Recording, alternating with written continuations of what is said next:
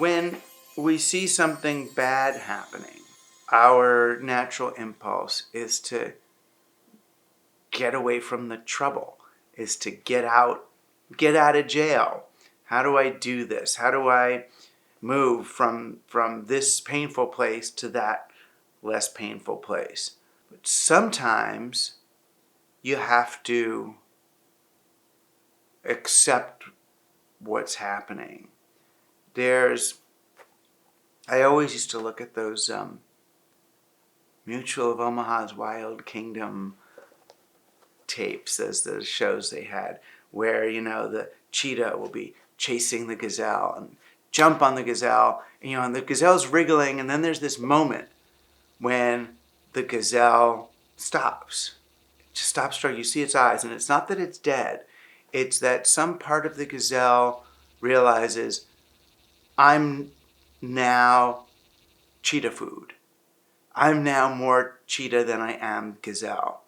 And it surrenders to that and moves into almost, a self-doula death state. You see it breathing, but it's trying to metabolize its conversion from this animal to that animal.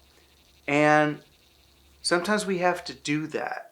I'm not saying we have to accept our own death, the death of our kids, the end of the planet, or anything like that. But the transformation of what we understand as life and civilization into something else. At the same time, if, part of our journey as people is to open our awareness, to open our hearts and open our awareness to what's going on here, the more you do that, the more pain and suffering you see. For me, the way I've been experiencing it is as this ocean of tears beneath this kind of thin membrane of reality as I know it. And how do I breathe through that? How do I metabolize that? We're each metabolizing on an individual level the pain and suffering that we're seeing during this transition, but that we're going to need to collectively metabolize what's happening. And that's different than political activism or systems change from the top. And this is the thing. No one knows what's going on here. No one does. And part of Western civilization was an effort to really figure out, using evidence, what is happening here.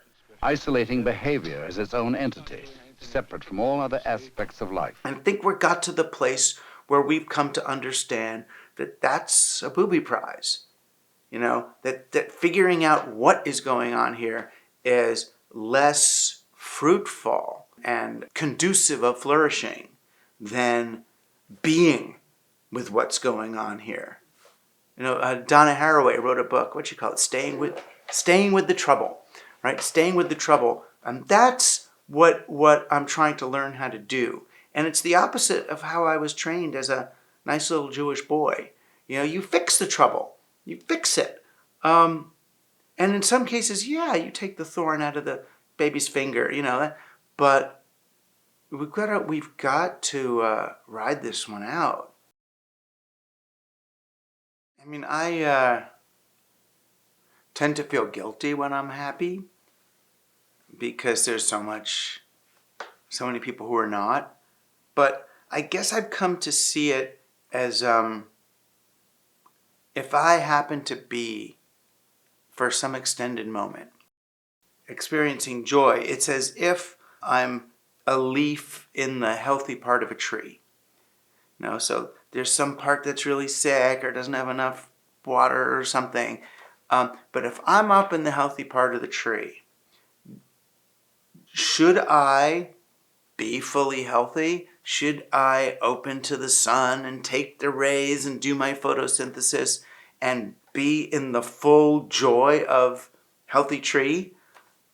Absolutely. Because that's the only way I'm going to send all the best nutrients down to the sick part of the tree that needs me. It's the only way I'm going to give the tree organism enough stuff for it to survive. If I, as the happy part of the tree or the healthy part, look at the unhealthy part and let that consume me, then I'm just another unhealthy part of the tree. I'm dying also. And it's not necessary. And I mean, I used to do this in my relationships. It's like I'm gonna mirror the pain of my partner rather than metabolize it and experience my life as joy. Everyone must suffer together, when one is suffering. But it doesn't make sense metabolically.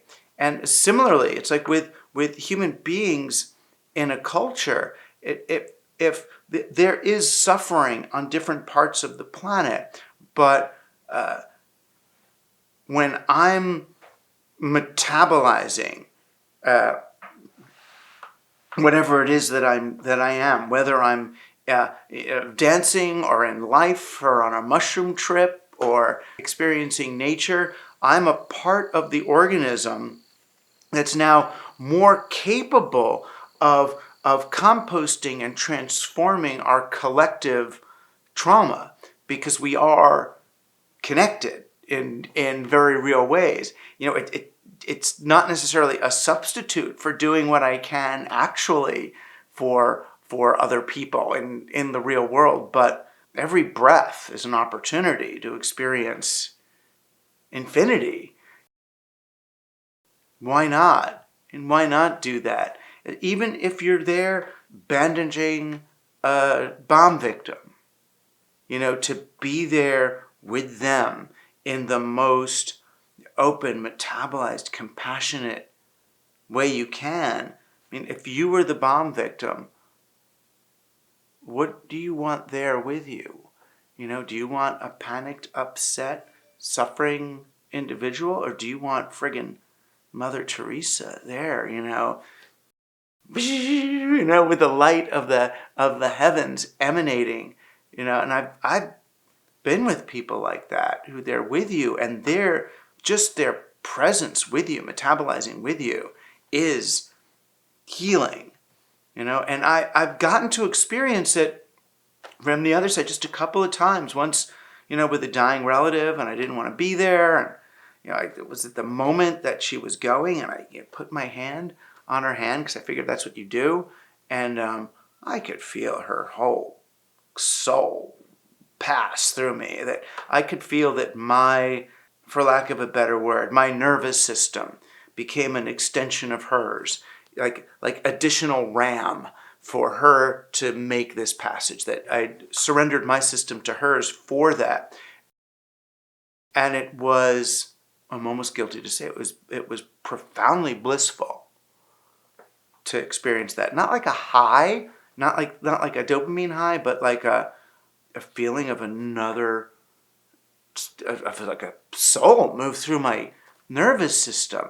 And to have been of service to someone, to have helped somebody get out of their body, not through any discipline or skill, but just by being present. Wow. So if that's real, and I believe it's real, it was a real enough experience for me to say that was fucking real, then I do think there are ways that we can be present and aware for each other. And cultivating awe, which is really just your sense of connection to everything. That feeling you get when you're in nature or when you look at a baby, or when you're in an ecstatic dance with old and young and everybody, and you're not trying to get laid or anything. You're just in the organismic dance with the other people. Those states, I would argue, on the one hand, they're great training for being present with others and helping people metabolize, but I have come to believe that they are in and of themselves healing for this greater organism. of which we're a part. I'm not talking about just that rush. I'm talking about when you really work through it. A real experience of this sort requires, it's not all pleasant. You reach states of awe, and they're in there, but they're usually the result of breathing through something, of metabolizing something, and that's that stuff that you're metabolizing. It's the same way a mushroom colony can turn the death of something into new life. That's a primary function of being alive. And it's the very function that I feel like Western civilization has been designed to disconnect us from. If you think of just what do we do with our poop? We sterilize it, and New York poop, they actually put it on barges and send it to Texas. We've removed ourselves from the cycle of life, from the ability to be part of the composting, and it's partly because we're so scared of death and all this stuff. We're scared to be to go through this process. It's interesting because what we've done is we've replaced or simulated enchantment. So we don't have fairies in our lives. We have algorithms. And it's partly because enchantment triggers and fosters a whole wide range of hormones and neurotransmitters, and it's a full spectrum experience where the substitutes for enchantment, like car crash movies or pornography or TikTok explosions, they trigger very simple addiction creating neurochemicals. They're very compatible with a society based on answers and endings. You do something, you go to school, and what's the answer to this? What's the answer to that? What's the answer to that? That's why kids cheat or use ChatGPT or something, because there's answers. We are not a society of open-ended processes and questions. We hate the idea that this just goes on, that there's no omega, there's no culminating, we're not going for anything, that this is it. This is it. It's so frightening. And most forms of enchantment don't provide answers. They're the twinkling effervescence of existence, that draw you into the moment, and you see, oh, we are living in an enchanted conscious universe and here to play. You don't need to have any purpose here even. So if you're just a person and you have no purpose and you don't need to get enlightened and you don't need to be saved, then how can you be controlled?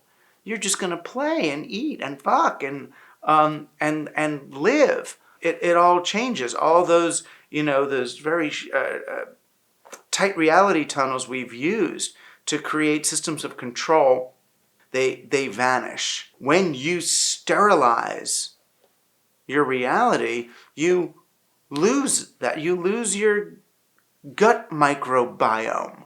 These things that we saw, and I get it, bacteria, bad enemy. There's bacteria in your stomach. Let's kill it. It's like, no, it turns out there's more of them than there are of us. And, we might just be media for bacterial colonies to find each other and exchange species, for all we know. But no, that's part of it. You don't live without that. You get really sick when you screw up your gut biome. So it's we have kind of the figure and ground reversed in our understanding of the world. And it's partly this being open to the enchantment of the universe means being open to these cycles of life, the way everything's metabolizing everything else, and seeing that less as a threat than as the dance.